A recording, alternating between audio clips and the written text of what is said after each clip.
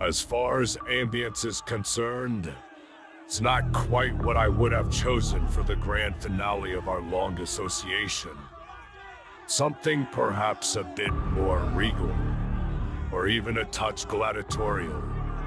But as far as arenas go, at least this one certainly comes with a very appreciative audience, wouldn't you say, Mr. Parker?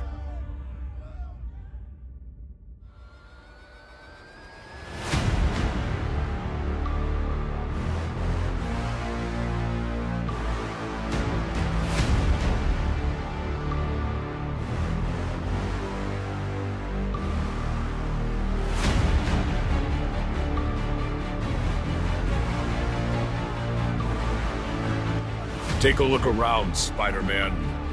As I look around this room, I see murderers and rapists, thieves and thugs, perverts and psychotics. Men who may once have aspired to be more than these things, but have settled for the names they have been given. But no matter how debased, perverse, crude, or fallen, there's not a man here who does not look down on one particular breed of humanity. The chump. A chump is someone who believes in the greater good. Who believes that good triumphs because it is good. Trusts the government. Trusts his fellow citizen. Trust the man in the iron mask who says, "Show the world your true face, Peter. It'll be okay." And we all saw that face, didn't we? The face of a chump. A chump who is now hunted by the very people he believed in. Spurned by the system he supported. Abandoned by the friends he thought he had. His wife living in a two-bed motel, and his dear, sweet aunt dying in a hospital bed because he couldn't even stand still long enough to take the bullet that was his by right. But I guess you can't make an omelet without breaking a few old ladies.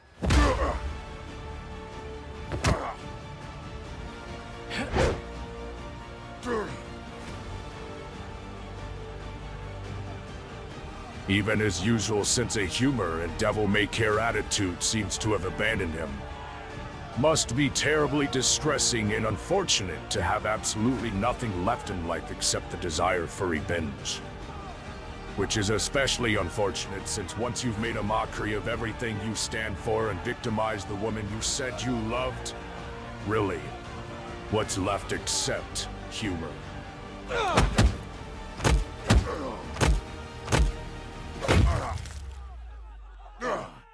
Moving like the trapdoor spider you imagine yourself to be, huh? Leaping on the prey suddenly in hopes of wearing it out or confusing it? Cheap theatrics. I had expected better from you. Well, you said you were coming here to kill me. Are you here to fight? Or dance? Say something, damn you. Alright, fine. What the suit stands for, what it means, something you can never understand. It represents a promise about all the things I said I would do, and all the things I said I would never do. All the lines I said I would never, ever cross, because doing so would destroy everything this suit stands for. And that, you see, is why you're confused. Because Spider-Man isn't here to kill you.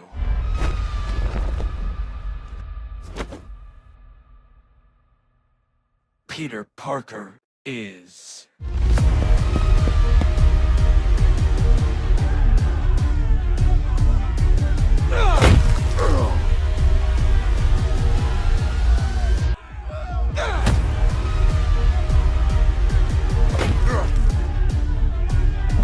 This is the man responsible for the bullet that ripped through one of the two people I love more than life itself. No, not a man. A target.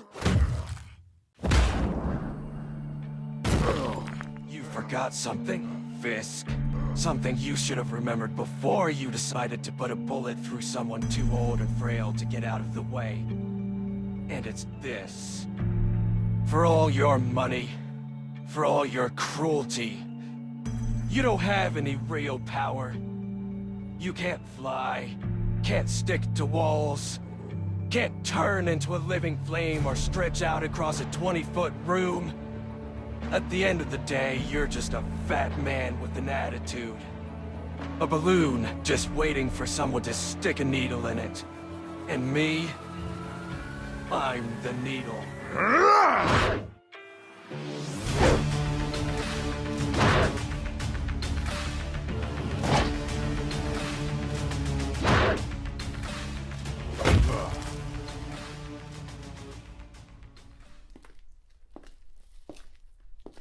I'll kill you.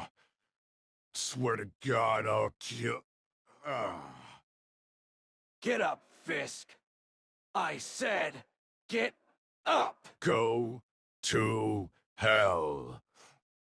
I'll get up when I can.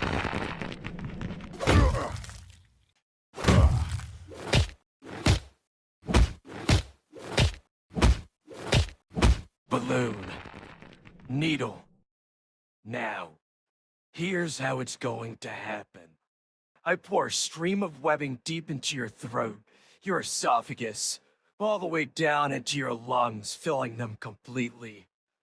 The only way to remove it surgically would be to cut out your lungs, which cannot possibly be done before you die from lack of oxygen. I turn your entire respiratory system into one big solid chunk of useless tissue and webbing. It only takes 3 seconds. 1, 2, 3. What? If you're going to kill me, get it over with. Oh, I will. I said I was going to kill you, and I am. But I didn't say I was going to do it today. You see, I've learned something from you, Fisk. Something about cruelty and timing. I've done something far worse than kill you, Fisk. I've beaten you, and every man in this room saw me beat you. And they will tell their pals, and those guys will tell their pals, and on and on. And soon, the whole city, the whole country will know what you already know. That you've been beaten, in public, one-on-one. And for a man as prideful as you, who needs for everyone to believe that he can't be beaten, that's the worst pain you can ever feel.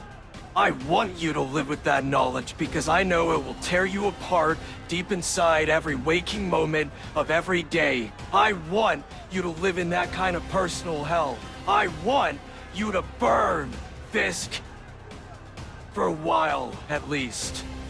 And then, you see, I've always tried to avoid killing anyone, partly for my own principles. And partly because I was always afraid how it'd affect my family if I killed someone. But if my aunt is dead, well, that takes care of one reason. Another, well, let's just see I can make an exception. So, here's how it's going to happen. The moment my aunt dies, I'm coming back for you, and we're gonna finish what we started. And as of right now, you know that there is nothing you can do to stop me. I will come to you, and I will count 1, 2, 3, and then you'll be dead. I swear to you, on my life, in her soul, on everything I hold dear, you'll be dead. Meanwhile, you'll live with the memory of this moment, the humiliation of this moment, and the message of this moment. which is directed at the rest of you and everyone you know. Put the word out. If anyone comes near me or my family again, if anyone even touches them, or anyone else who matters to me, you will experience firsthand what happened here today. You touch them, you die. Painfully. Slowly. Definitively. You ordered her death, Fisk. So it's only appropriate that your life ends when hers does. So if I were you, I'd start praying right about now to try and convince God to give her every possible second of life. But to tell you the truth, in your position, I wouldn't count too much on God if I were you. See you around, Mr. Fisk. Count on it.